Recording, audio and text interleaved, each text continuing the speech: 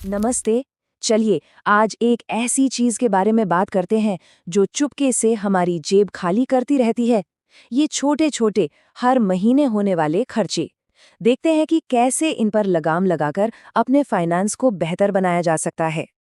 कभी ऐसा महसूस हुआ है कि महीना खत्म होते होते पता ही नहीं चलता कि पैसे गए कहाँ, हिसाब ही नहीं मिलता।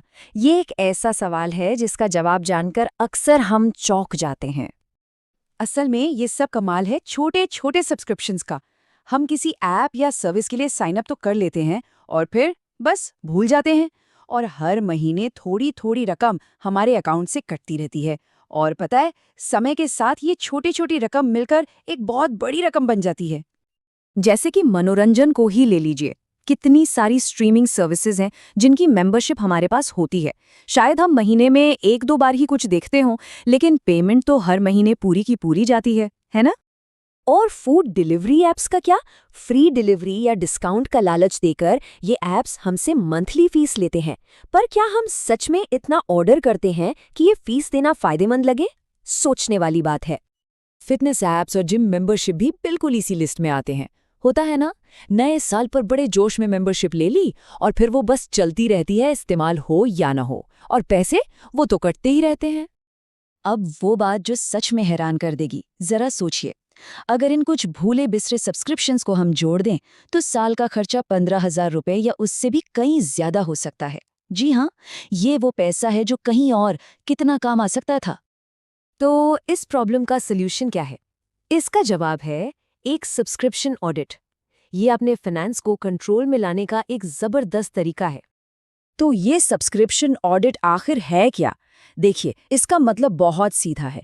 अपने सभी मंथली पेमेंट्स को चेक करना, ये सोचना कि कौन सा जरूरी है और कौन सा नहीं, और जो फालतू है उसे हटा देना। बस इतनी सी बात है। और सबसे बढ़िया बात पता है क्या है? इसे करना बहुत ही आसान है।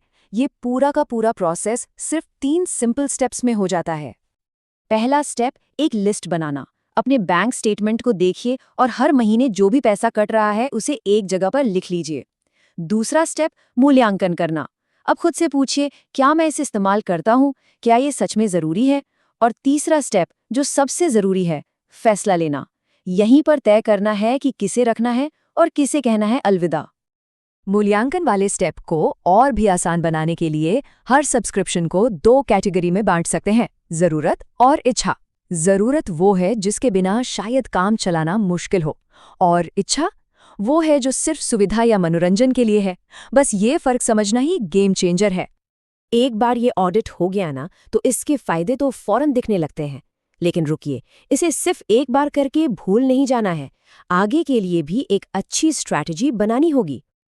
और ये देखिए, नतीजा कितना शानदार होता है।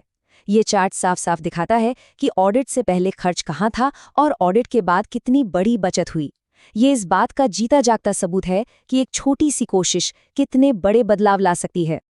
अच्छा, अब इस बचत को बनाए रखने के लिए कुछ आसान आदतें अपनाई जा सकती हैं। जैसे अपने कैलेंडर में एक रिमाइंडर सेट कर लीजिए, ताकि हर कुछ महीनों में एक बार फिर से रिव्यू कर सकें। अगर हो सके तो सभी सब्सक्रिप्शंस के लिए एक ही कार्ड इस्तेमाल करें। इससे ट्रैक करना बच्चों का खेल हो जाता है। और हाँ, फ्री ट्रायल से जरा बचकर, क्योंकि वो अक्सर अपने आप ही पेड सब्सक्रिप्शन में बदल जाते हैं, पता भी नहीं चलता। तो सबसे बड़ा सवाल अब ये है कि इस जानकारी का इस्तेमाल कैसे किया जाएगा? बचत की शुरुआत कहाँ से होगी? वो पहला कौन सा सब्सक्रिप्शन होगा जिसे जांचा जाएगा और शायद कैंसिल कर दिया जाएगा? अपनी फाइनेंशियल हेल्थ को बेहतर बनाने के लिए पहला कदम उठाने का इससे अच्छा मौका नहीं हो सकता।